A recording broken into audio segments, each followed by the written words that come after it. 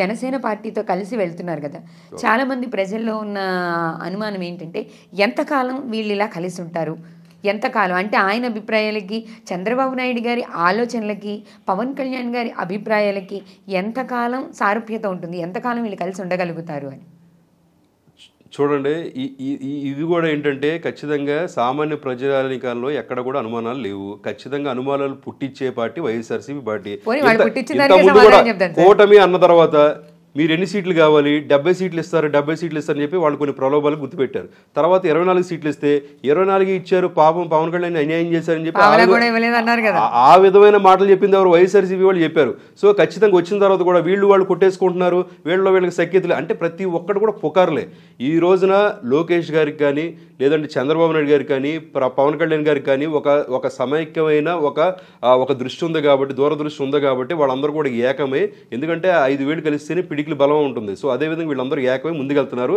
వాళ్ళలో వాళ్ళు అంత ప్రశాంతంగా ఉన్నారు. కొత్తగా మరి మీడియా వాళ్ళు వచ్చి దాన్ని ఏమన్నా గురి చేసి వేరే అంటే మీకు అంటే ఒక న్యూస్ కోసం మీరు ఆ విధంగా చేస్తారో లేదంటే వేరే పార్టీ వాళ్ళ ప్రలోభాలకి గురవుతారో తెలియదు, కానీ ఖచ్చితంగా అంతా కూడా ప్రశాంతమైన వాతావరణం ఉంది.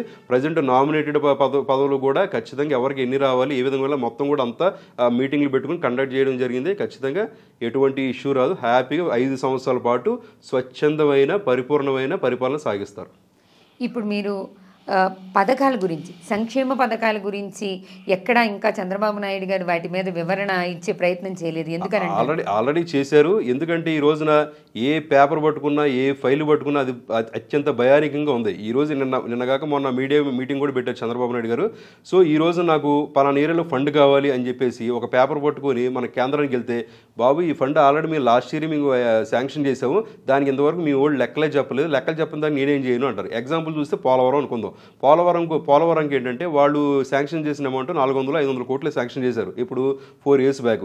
చేసిన తర్వాత ఆయన ఖచ్చితంగా ఉన్నట్టుగా కట్టుకున్న, సో చక్కగా ఉన్నదానికి గేట్లు అన్ని గ్రీజు పెట్టుకొని నీట్గా పెయింట్లు వేసుకొని చక్కగా స్పిల్ వాళ్ళు ఇదంతా కూడా చేసుకున్న ఈ పాటికి ఎప్పుడో ఆ అమౌంట్లోనే అయిపోయింది. ఇప్పుడు ఏమైంది, 5 సంవత్సరాల తర్వాత ముడి సరుకులు రేట్లు పెరిగిపోయినాయి. సో కన్స్ట్రక్షన్ కాస్ట్ పెరిగిపోయింది. సో దీనివల్ల ఏమవుతుందంటే మళ్ళీ వెళ్ళి ఏమంటే 400 కోట్లు సరిపోదు, ఇంకో 1000 కోట్లు శాంక్షన్ చేయండి బతి నాటుకునే పరిస్థితులు ఉన్నాయి. ఈ రోజున చూస్తే పంచాయతీరాజ్ వ్యవస్థలో కూడా 2,000 కోట్ల రూపాయలు కేంద్రం శాంక్షన్ చేస్తే దాంట్లో 990 కోట్ల రూపాయల నిధులు పక్కకి మళ్ళీ ఇచ్చిన పరిస్థితి. అంటే ఇప్పుడు కేంద్రం కూడా ఏం చేస్తుంది, ఓకే నేను ఇద్దామని ఉన్నా నేను ఇచ్చిన డబ్బులు నువ్వు దుర్వినియోగం చేస్తుంటే కేంద్రం కూడా ఎందుకు ఇస్తుంది? సో ఇవన్నీ కూడా ఎక్స్ప్లెనేషన్ పెట్టుకునే పరిస్థితికి వెళ్తుంది. ఇలాంటి సందర్భంలోనే ఇలాంటి నేపథ్యంలోనే ఖచ్చితంగా పెన్షన్ 1వ తారీఖున రిలీజ్ చేస్తానని చెప్పారు. 7,000 రూపాయలు ప్రతి ఒక్కళ్ళు కూడా 99.9% అందరూ కూడా పెన్షన్ రిలీజ్ చేశారు. అంతేకాకుండా ఈ రోజున అంటే 1వ తారీఖున ఆదివారం వచ్చిందని చెప్పి శనివారమే శాలరీస్ చేశారు. ఇది మనం హ్యాపీగా మనం మంచిగా హర్షించదగ్గ విషయం. అంతేకాకుండా ప్రతి మంగళవారం కూడా మనం క్రెడిట్ అంటే అప్పు తెచ్చుకోవాలి అన్న పెట్టుకున్న డేని కూడా గత 4 వారాల్లో కూడా ఎక్కడ కూడా కేంద్రం నుంచి 1 రూపాయి కూడా అప్పు తీసుకురాకుండా పరిపాలన సాగిస్తున్నారంటే అది చంద్రబాబు నాయుడు గారి సమర్థత.